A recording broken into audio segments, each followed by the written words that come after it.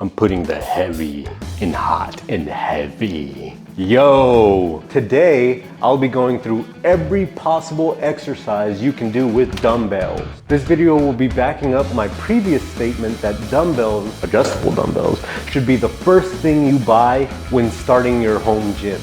But if you're curious about all the possible things you could do with dumbbells at your local gym, this is also the right place to be. I'm Porky, and this is my house of power. I'll be categorizing these exercises between dumbbells only and then dumbbells with an adjustable bench, which I believe is the second thing that you should buy for your home gym. And then in both those categories, I'm gonna separate it further based on body parts. Timestamps for your convenience. We're gonna do shoulders first. Bus drivers, usually done with a plate, but can be done with a dumbbell. And they work out the anterior delt. The front of the shoulders, baby. The front raise also works out the anterior delt, typically done with palms down, facing each other. And if you really want to feel a burn, try palms up.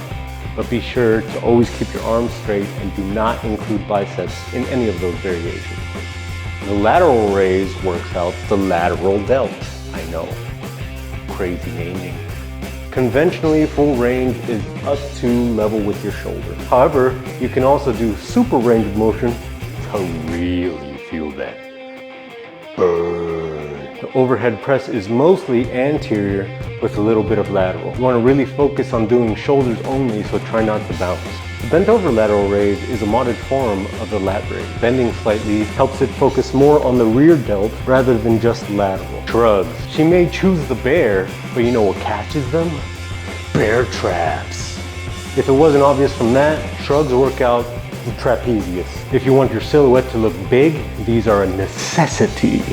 And then we have upright rows, which are also for traps. Be sure not to bounce for these either. And then from shoulders, we have arms. First up, tricep extension works out the long head of the tricep, back here. And they can be done one arm at a time, or together. Typically, if you do them together, you can handle more weight than if you did one arm at a time. Tricep kickbacks focus in on the medial and the lateral heads of the tricep. I like doing one arm at a time because it really lets me focus in on the tricep rather than maybe using my shoulder to help. But you can also do two arms at a time. Is he skiing or is he in a game? Now we're moving in on skull crushers. I usually like to do one arm at a time because I like holding my elbow as I come up to really stabilize my arm, but you don't really have to do that. You can do both at a time. Doing a hammer hold focuses more on the medial and long head on the back, but doing a more neutral hold works out all three tricep heads. Bicep curl works out the short head, the showy part of the bicep. Hammer curl works out the long head, the back of the bicep. Reverse curl works out the deep brachialis, which is under the long head, and also a little bit of the long head. Last but not least, we have the standing wrist curl, which works out the brachioradialis of your forearm, the big meaty part. This muscle also contributes to your dorm grip. Moving on to back, there's a few exercises we can do, but there's really only two rows. The bent over row, which is palms down and you're coming towards your stomach, and then the pendlay row, which you start on the ground and come towards your chest with your palms up. I never really see anyone talking about it, but pullover is good for the lats. The latissimus dorsi. Good mornings are good for the posterior chain. So the erector spinae, the glutes, and the hammies. Deadlift works out the same muscles, but it primarily works out the lower back. Depending on your experience, you're gonna want heavier dumbbells. Moving on to chest now, we have the floor press, which is obviously suboptimal since you don't get full range of motion. The floor stops you before you can get as deep as you would on bench. Suboptimal. Suboptimal? Subscribe. Two of two exercises you can do for chest with only dumbbells will be chest flies. You get it. From chest to core, we're looking at Russian twists for those obliques, which are your side abs. And then we move on to sit-ups, which are your central core, your abdominals, and leg raises. Fine, you didn't really need dumbbells for this one, but just let me boost those dumbbell numbers, huh?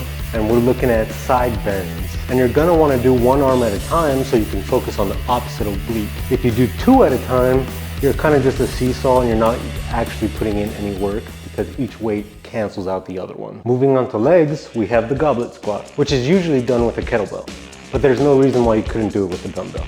Then we have the squat, which could be done with the dumbbells on your shoulders or at your side. But I like doing it on the shoulders more because doing it on the sides kind of feels more like a deadlift to me. Then we have weighted lunges.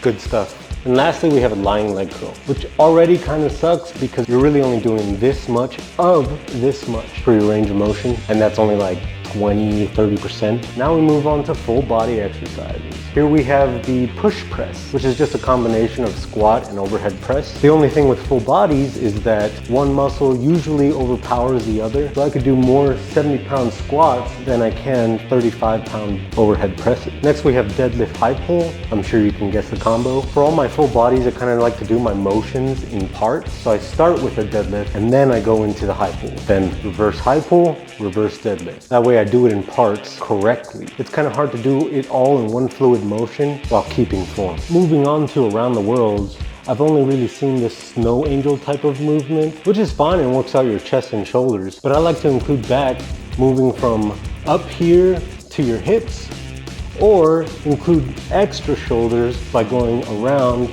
and then from your hips to up here. Then we have the dumbbell swing, originally the kettlebell swing, but again, any kettlebell exercise can be a dumbbell exercise, which I'll show with the Turkish getup. Usually kettlebell, again, dumbbell. I think I've done this all of 2 times maybe, so please excuse my form. And then we got the farmer's carry, which is really the last exercise of dumbbells only that we've got. Yeah, it was good. That was everything I could think of for dumbbells only. Hopefully you think this is a pretty comprehensive list so far, but if you think I missed something, you better fucking speak up. I'm not gonna know unless you tell me, you know? Come on. Go ahead and comment, big cuh.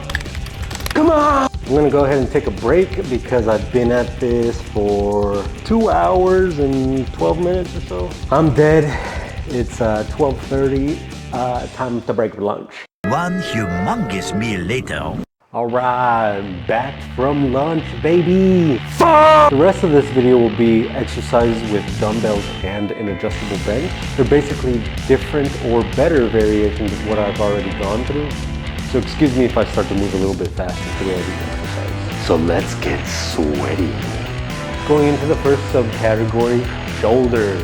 And here we have the reverse fly. With the bench, it really lets you focus on that rear delt. Then we have the Arnold press, a classic. One might say the men's classic. Seated overhead press. Apparently, I'm stronger when sitting down. You probably are too. Ah, okay, this one's a little weird. It's the shoulder lateral rotation. Kind of strengthens the back and it kind of pulls your shoulders back. I learned how to do this while deployed because I had a pinching in my shoulder. Physical therapist said to do this to alleviate the pinching. Highly suggested. From shoulders to arms again, we got kickbacks. Kickbacks are always better when you have something to hold on to than just free floating, but I didn't want to recommend grabbing a random piece of furniture as you get them, so using a bench, perfect. Tricep extensions and skull crushers are basically the same, they're just more comfortable. Next we got the incline curl, and let me tell you, I lucking love these. And I know that if you've made it this far, you're at least liking this video. Be kind, drop a like. Preacher curl, you gotta do one-handed, but it's great, love it. Concentration curl, these are okay, not my favorite really. Reverse grip concentration curl, also not my favorite, but it gets that brachialis and long head real nice. Now we got the wrist work, reverse wrist curl, kind of slept on, but how else are you gonna start a motorcycle? Then you got the seated wrist curl, harder than the standing variation because you're going full range of motion rather than just half of it. And then seated palms up wrist curl. They're very similar. I kind of like this variant better, but to each their own. Back, baby. We got bent over one arm row, amazing, love these. Incline row, great, good stuff. An even better pullover, now that the ground doesn't stop us from going full range of motion. Wing spread, baby. From good old back attack to best chest, we're going dumbbell bench press. And is that full range of motion I see? And just with that, we got chest flies. Also full range of motion. Just like the pullovers, the ground doesn't stop us anymore. And that moves into incline bench press. Very nice. Very nice. There's also decline bench. My bench doesn't go decline, so I have to jury rig this, but decline if you have bench, and FID bench, flat incline decline bench. Whatever it takes! You got better leg curls because now we can go a little further. You got leg extensions. These are a little hard, but they're doable. To be honest though, with how strong legs normally are compared to everything else, you can't really add on the weight enough to really work out your quads. Unless you had monkey feet, then you could do a whole dumbbell for one leg. Monkey feet really add versatility to both lying leg curls and leg extensions, when all you have is a dumbbell and bench.